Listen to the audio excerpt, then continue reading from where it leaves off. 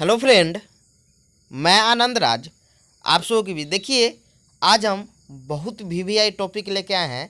देखिए, आपका कोई भी यूनिवर्सिटी हो, अभी देखिए पाटलिपुत्रा यूनिवर्सिटी हो या आर्यभट्ट नॉलेज यूनिवर्सिटी हो, उसमें आपका मुदालिया राय हो गया। इसी को हम लोग माध्यमिक शिक्षा आयोग या इंग्लिश में सेकेंडरी एजुकेशन कमीशन 1952-53 कहते हैं। देखिए, आपका मुदालिया आयोग बहुत भी है। ये आपका आर्यभट्ट यूनिवर्सिटी हो या आपका पाटलिपुत्रा यूनिवर्सिटी में जो 20-22 सेशन में होंगे, जो फर्स्ट ईयर के एग्जाम देंगे, जो आर्यभट्ट यूनिवर्सिटी से होंगे, और भी अदर यूनिवर्सिटी से, जैसे बिहार यूनिवर्सिटी में पूछता है, और अदर जेपी हुआ, आपका मिथिला हुआ, ये सब में भी मुदालिया आयोग, आपका कुठारी कमीशन, ये सब बहुत इंपॉर्टेंट है, समझे। देखिए, होता क्या है, देखिए सिंपल भाषा में समझाते हैं कि देखिए, जब भारत आज़ाद हुआ, यानी स्वतंत्रता जब स्वतंत्र हुआ, तो देखिए यहाँ की शिक्षा में आपका अंग्रेजी शिक्षा का प्रभाव था, समझे। तो भारत का पहला जो शिक्षा आयोग बना था वो 1948 ईस्वी में राधा कृष्णन आए। राधा सर्वपल्ली जो राधा कृष्णन थे, उनके नेतृत्व में विश्वविद्यालय शिक्षा आयोग, या उसी को हम लोग राधा कृष्णन आयोग कहते हैं, वही बना था। लेकिन वह विश्वविद्यालय शिक्षा पर अपना सुझाव दिया हुआ था सरकार को। तो माध्यमिक शिक्षा में अभी भी बहुत ज़्यादा व्याप्त दोष थी, तो उसी को दूर दूर करने के लिए 1952 ईस्वी में आपका माध्यमिक शिक्षा आयोग का गठन किया गया था, 23 सितंबर को, समझे। और ये आपका 1953 ईस्वी में अपना रिपोर्ट सौंपी थी, इसीलिए से 1952-53 कहते हैं, समझ गए। पूछेगा 1952-53 इसे कहते हैं, 1952 में इसका गठन हुआ था और 53 में क्या किया था, अपना रिपोर्ट सौंपा हुआ था, समझे। तो तो ये माध्यमिक जो सेकेंडरी एजुकेशन था, उसमें अपना सुझाव दिया था कि कैसा होना चाहिए। अपने दौरा किया था विभिन्न राज्यों का, वहाँ जाके सब आदमी से बातचीत किए थे, समझे। तो वही सुझाव दिए थे। तो आइए स्टार्ट करते। वही आपसे क्वेश्चन पूछा जाएगा कि माध्यमिक शिक्षा आयोग या मुदालिया आयोग के सुझावों का वर्णन करें, या ऐसे पूछ सकता है, या माध्यमिक शिक्षा जहाँ भी रहे आंसर आप यही लिखिएगा, समझे। तो आइए स्टार्ट करते हैं। लिखा हुआ प्रस्तावना में हम जानते हैं कि भारत के स्वतंत्र होने से पूर्व भारतीय शिक्षा पर अंग्रेजी शिक्षा का प्रभाव था। यानी अंग्रेजी, यानी लॉर्ड मैकाले का जो 1835 ईस्वी का जो शिक्षा था, अंग्रेजी शिक्षा प्रणाली, वही था। यानी कह रहा है कि हम जानते हैं कि भारत के स्वतंत्र होने से पूर्व भारतीय शिक्षा पर अंग्रेजी शिक्षा का प्रभाव था। जब भारत स्वतंत्र हुआ, तब 1948 ईस्वी में सर्वपल्ली राधाकृष्णन के नेतृत्व में विश्वविद्यालय शिक्षा आयोग का स्थापना की गई। यह आयोग सिर्फ विश्वविद्यालय शिक्षा के सुधार पर ही बल दिया था। यानी कहने का मतलब हुआ, पूछेगा कि भारत का पहला आयोग कौन था, तो बताइए कौन था आपका। तो राधाकृष्णन आयोग, जिसे हम लोग बोलते हैं विश्वविद्यालय शिक्षा आयोग भी हम कहते हैं, समझे। तो याद रखिएगा ये चीज़। तो वही करा था, जो विश्वविद्यालय शिक्षा आयोग जो 1948 में बना था, तो ये भी अपना क्या किया था कि ये विश्वविद्यालय जो होता है, जो हम लोग का इंटर बाद जो पढ़ाई होता है, ग्रेजुएशन, ये सब का, उस पर ये सुझाव दिए हुए थे, समझे। ये माध्यमिक शिक्षा पर, सेकेंडरी एजुकेशन पर सुझाव नहीं दिए थे। फिर लिखा है कि भारत सरकार ने माध्यमिक शिक्षा की समीक्षा करने और उनका स्तर ऊंचा उठाने के लिए ताराचंद समिति का गठन 1948 में किया। देखिए, जो आपका विश्वविद्यालय अनुदान आयोग था, तो वो अपना तो विश्वविद्यालय, उसका नाम था विश्वविद्यालय शिक्षा, वो बोला था हम अथी करेंगे। तो भारत सरकार ने माध्यमिक शिक्षा को सुधार करने के लिए 1948 में ही ताराचंद, याद रखिएगा, ताराचंद समिति पूछेगा कब गठन हुआ था, तो 1948। किससे संबंधित है, तो बताइएगा माध्यमिक शिक्षा आयोग से। तो ताराचंद समिति का गठन 1948 ईस्वी में किया गया। इस समिति ने अपना रिपोर्ट 1949 ईस्वी में प्रस्तुत की थी। और इस समिति ने अपना रिपोर्ट कब प्रस्तुत की थी, 1949 ईस्वी में। इस समिति की रिपोर्ट पूर्ण नहीं थी, यानी पूरा नहीं था, समझे, आधा अधूरा था, एवं संतोषजनक भी थे, जिस कारण केंद्रीय शिक्षा सलाहकार बोर्ड ने 1951 ईस्वी में केंद्रीय सरकार के सामने माध्यमिक शिक्षा आयोग की नियुक्ति का प्रस्ताव रखा। और 1951 ईस्वी में आपका जो केंद्रीय शिक्षा सलाहकार है, जो सलाहकार बोर्ड होता है, जो भारत सरकार का होता है, वो भारत सरकार के समक्ष बोला कि माध्यमिक शिक्षा में सुधार करने के लिए एक मतलब आयोग नियुक्ति होना चाहिए। भारत सरकार ने केंद्रीय शिक्षा सलाहकार के प्रस्ताव को मानकर 23 सितंबर 1952 ईस्वी को मद्रास विश्वविद्यालय के तत्कालीन कुलपति डॉक्टर लक्ष्मण स्वामी मुदालियर की अध्यक्षता में माध्यमिक शिक्षा आयोग का गठन किया, जिसे माध्यमिक शिक्षा आयोग कहते हैं। देखिए, याद रखिएगा, पूछेगा कि माध्यमिक शिक्षा आयोग का गठन कब हुआ था, तो 23 सितंबर 1952 ईस्वी को, समझे। और इसका अध्यक्ष किसे बनाया गया था, तो मद्रास विश्वविद्यालय के तत्कालीन कुलपति डॉक्टर लक्ष्मण स्वामी मुदालियर की अध्यक्षता में अध्यक्ष थे, और उन्हीं के नेतृत्व में बनाया गया था, समझे। तो पूछेगा कि माध्यमिक शिक्षा आयोग का गठन कब हुआ था, 23 सितंबर 1952 ईस्वी को, समझे। जिसे माध्यमिक शिक्षा आयोग कहते हैं। माध्यमिक शिक्षा आयोग के अध्यक्ष लक्ष्मण स्वामी मुदालियर थे। इन्हीं के नाम पर इस आयोग को मुदालियर आयोग भी कहते हैं, और इन्हीं के नाम पर इस आयोग को क्या कहते हैं हम लोग, मुदालियर आयोग भी कहते हैं। मुदालियर आयोग में अध्यक्ष सहित कुल 10 सदस्य पूछेगा। मुदालियर आयोग में अध्यक्ष सहित, अध्यक्ष को लेकर कितने सदस्य थे, 10 थे, जिसमें प्रमुख सदस्य निम्नलिखित है। पहला था लक्ष्मण मुदालियर, अध्यक्ष थे। श्रीमती हंसा मेहता, जो हंसा कमेटी मतलब बालिका शिक्षा के लिए चलाई थी। तीसरा आपका है डॉक्टर एस चारी, जो सचिव थे। चौथा आपका है श्री जॉन क्रिस्टी। पाँचवा है आपका श्री एस एन बसु। छठा है आपका केजी सैदीन। सातवां आपका है केएल माली। आठवां है आपका एमए तारापुरवाला। नौवां आपका एमटी व्यास, और 10वां है रस्ट विलियन। देखिए आपको एग्जाम में मान लीजिए याद नहीं है तो इसको छोड़ दीजिएगा, सिर्फ लिखिएगा कि माध्यमिक शिक्षा आयोग में अध्यक्ष सहित कितने सदस्य थे, तो 10 रहते हैं। मान लीजिए आपको याद है तो आप लिख सकते हैं, समझे। फिर लिखा है कि माध्यमिक शिक्षा आयोग ने भी कार्य की विशालता को ध्यान में रखते हुए विभिन्न राज्यों का दौरा करके माध्यमिक शिक्षा में व्याप्त दोषों का पता लगाया और 28 अगस्त 1953 को 244 पृष्ठों का प्रतिवेदन सरकार के समक्ष प्रस्तुत किया। यानी पूछेगा कि अपना रिपोर्ट कब माध्यमिक आयोग भारत सरकार के समक्ष प्रस्तुत किया था, तो आपका बताइएगा 28 अगस्त 1953 को 244 पृष्ठों का प्रतिवेदन सरकार के समक्ष प्रस्तुत किया, समझे। अब देखिए अब कौन कौन सुझाव दिया था उसमें पढ़ते हैं।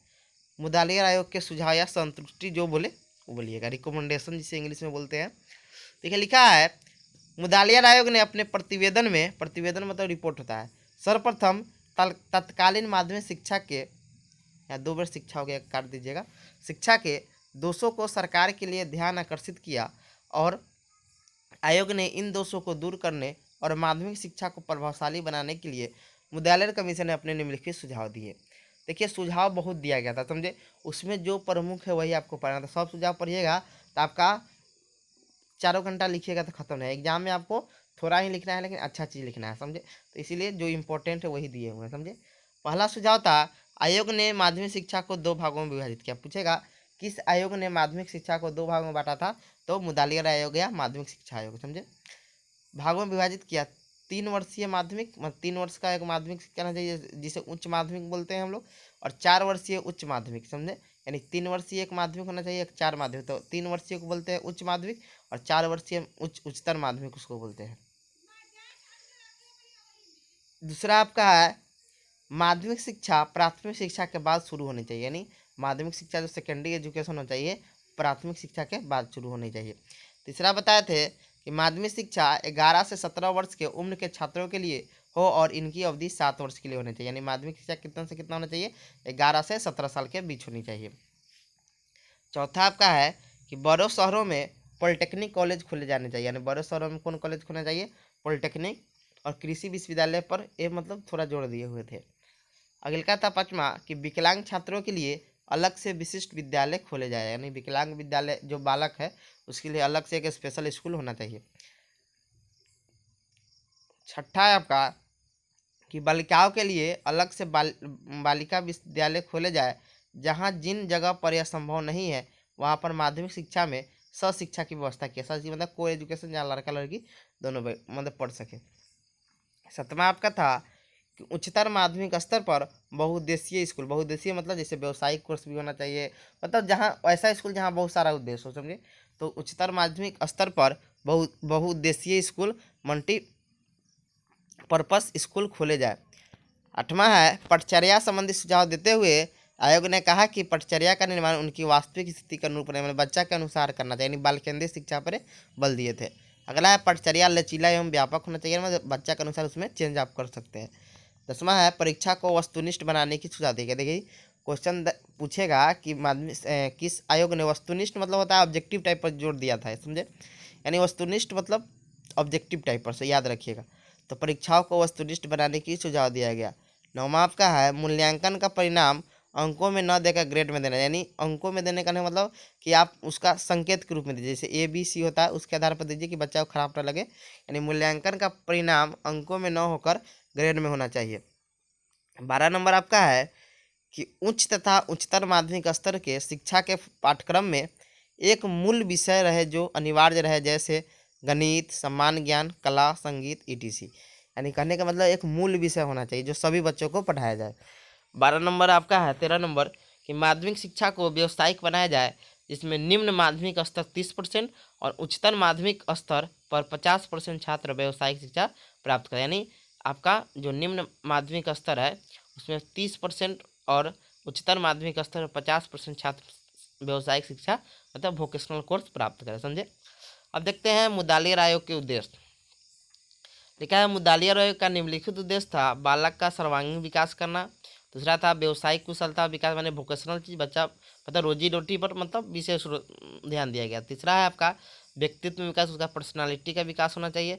नेतृत्व का विकास यानी वो एक लीडरशिप वाला गुण होना चाहिए।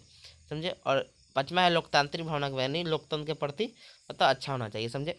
अब देखते हैं आयोग के गुण यानी मेरिट ऑफ कमीशन, यानी जो माध्यमिक आयोग था उसका क्या क्या गुण था। पहला है गतिविधि आधारित शिक्षा। देखिए जो आपका माध्यमिक शिक्षा आयोग था वो गतिविधि आधारित शिक्षा पर जोर दिया था। दूसरा है आपका कृषि शिक्षा पर तनाव, वो कृषि शिक्षा पर उतना बल नहीं दिए थे। तीसरा है माध्यमिक शिक्षा के उद्देश्यों की चर्चा। देखिए जो आपका माध्यमिक शिक्षा आयोग होता है वो माध्यमिक शिक्षा पर विशेष रूप से जोर दिया था। चौथा आपका है बाल केंद्रित शिक्षा, यानी बालक के अनुरूप यानी पाठ्यक्रम बनाना चाहिए तो बालक के वास्तविक स्थिति को देख कर बनाना चाहिए, यानी बालक के अनुसार, यानी पाठ्यक्रम लचीला भी होना चाहिए। तो लचीला है तो कौन हो जाएगा आपका बाल केंद्रित शिक्षा को पर ये जोर दिए थे। अगले का है शिक्षक के वेतन और स्थिति में सुधार। देखिए जब तक शिक्षक संतुष्ट नहीं होंगे तब तक शिक्षा व्यवस्था अच्छा नहीं हो सकता है। समझे। देख लीजिए बिहार का ही शिक्षा व्यवस्था देख लीजिए इतना खराब क्यों है कि टीचर लोग को वेतन ही नहीं मिलता है। समझे। यानी जब तक टीचर संतुष्ट नहीं होंगे तब तक वो अच्छा से पढ़ा ही नहीं सकते। समझे। तो ये कह रहा है कि शिक्षण के वेतन और स्थिति में सुधार होना चाहिए, उसमें ये मतलब गुण था इसका। समझे। सपाठ्यक्रम गतिविधि यानी जो आपका एक्स्ट्रा करिकुलम जो होता है यानी जो खेलने कूदने यानी जिसे हम लोग बोलते हैं सीसीए, यानी एक्टिविटी होना चाहिए क्लास में। मतलब आप कोई भी मतलब हो तो सह पाठ्यक्रम गतिविधि सहगामी जिसे क्रिया बोलते हैं वो मतलब इस पर जोर दिए हुए थे आपका माध्यमिक शिक्षा आयोग। बाहरी परीक्षा पर अधिक तनाव नहीं, यानी बाहरी परीक्षा पर बच्चा को अधिक तनाव नहीं लेना है। अगले का है बहुउद्देशीय विद्यालय पर तनाव का मतलब हुआ कि उस पर जोर दिए हुए थे। समझे। अगले का है उद्योगों के पास तकनीकी स्कूल खोलने का तरीका, यानी जहाँ पर इंडस्ट्री इलाका है वहाँ पर आप तकनीक विश्वविद्यालय खोलें। आइए अब देखते हैं इसका क्या मतलब दोष था, यानी डेमेरिट ऑफ सेकेंडरी एजुकेशन, माध्यमिक शिक्षा के दोष। लिखा है शिक्षा पद्धति का पुस्तक पर आधारित था। जो आपका शिक्षा पद्धति था वो पुस्तक पर आधारित था। और अगले का है एक पक्षीय शिक्षा का होना, इसमें सिर्फ शिक्षा का एक ही पक्ष था। तीसरा है व्यावसायिक विषय शामिल न होना। देखिए व्यावसायिक शिक्षा पर जोर दिए थे लेकिन व्यावसायिक विषय कौन कौन होना चाहिए ये चीज़ शामिल नहीं किए थे।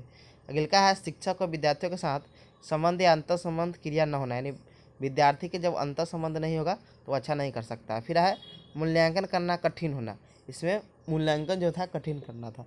फिर है पाठ्यक्रम का बोझिल और नीरज होना, नहीं छोटा होना। दोषपूर्ण शिक्षण विधि था, कक्षा में विद्यार्थियों की ज़्यादा संख्या का होना। अंग्रेजी शिक्षा समान लागू होना, यानी अंग्रेजी शिक्षा भी था। जो मुदालियर आयोग के बाद जो आपका कोठारी कमीशन आया जो इस सब कमी को दूर कर दिया। समझे। आइए अब निष्कर्ष पाते हैं।